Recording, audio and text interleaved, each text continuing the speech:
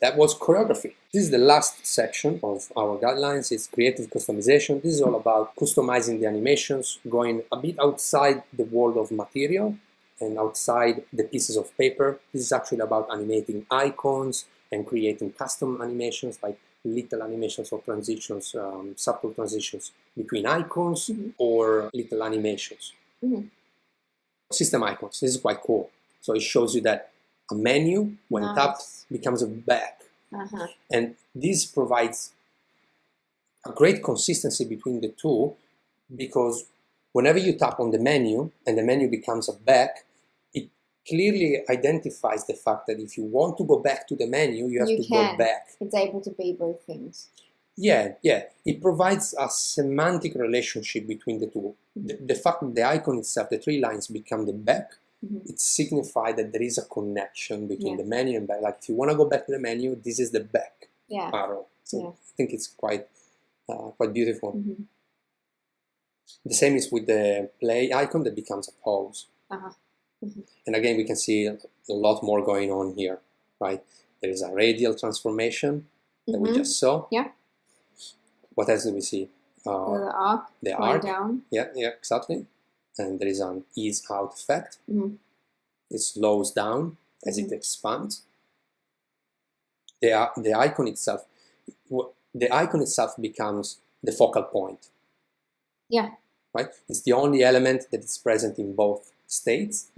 And the background of the button becomes the background of the player controller.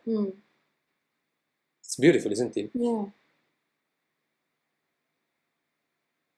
And there is a lot of going on in there, like even as the animation completes, even the other icons respond to the animation. It's like if everything is connected in the same flow, in the same movement.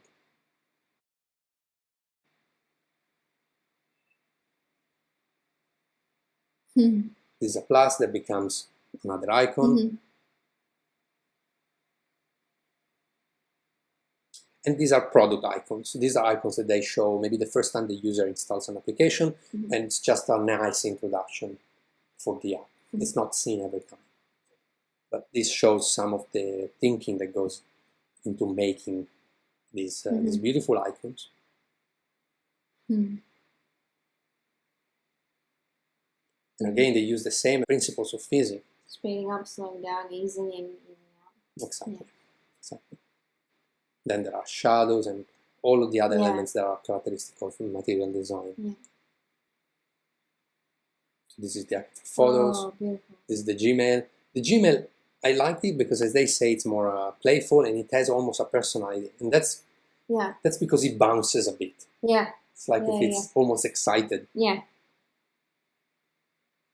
It's nice, isn't it? There is a lot going on in there. It's interesting that they've given that particular icon a sort of positive personality, because I suppose email becomes a thing that you feel stressed about doing. So it's nice, really nice. And this is the illustrations. So they're showing like when something goes wrong. In this case, they show these dinosaurs. Oh no! Yes, its arms are too short. Sorry, you have to buy another one. This is the bike has. The system is loading the preferences or whatever it's happening. The bike moves, moves a bit. So what they do here, these are just subtle animations. And again, they're trying to add that same element of playfulness that we saw in the Gmail icon, just to enhance the user experience. Like something went wrong, these are both situations where you want something to kind of, the playfulness is there to kind of appease a bad situation. Yeah, you'll be frustrated if something goes wrong. When you try to save and it doesn't, for example. Or when it's loading, you don't want it to load.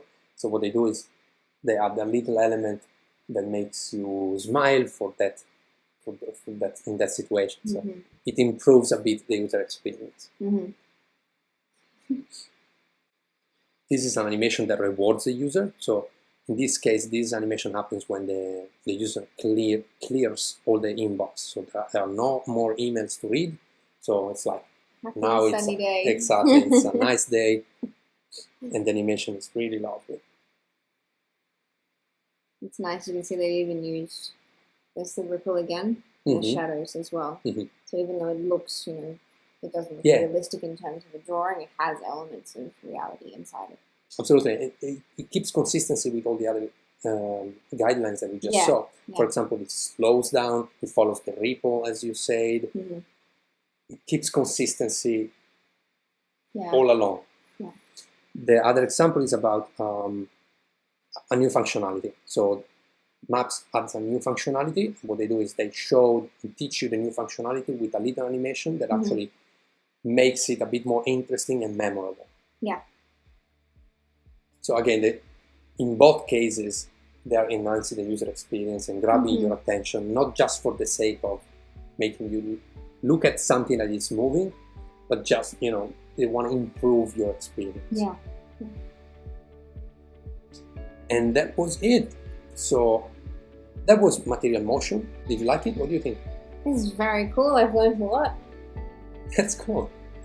That's really cool. There are other resources, of course, if you're interested in learning more about Material Motion and how Google actually created them. If you go on their blog, they show other videos where they're actually using pieces of paper and moving the paper with a hair dryer to see how it reacts, and all of this crazy stuff that they do in their labs. So there is quite a lot more if you want to research it. I think as an introduction, this is quite interesting because finally they decided to write down this set of rules that was kind of implicit before. So in that sense, I think it's a starting point for the community also, and I can't wait to see a guideline also for Apple products. And I don't want to open up another chapter here, but I also saw that on the Apple website recently they added more and more animations, subtle animations and transitions. So I think the panorama is becoming more interesting, and there is a lot more going on at the moment. So I can't wait to see what's going to happen in the next months and years. Me too. That's cool. Janine, thank you for joining us again, and I'll see you next time. See ya. Okay, cool. Tell me your thoughts in the comments section, and if you know anyone that could benefit from this video, thank you for sharing it with them.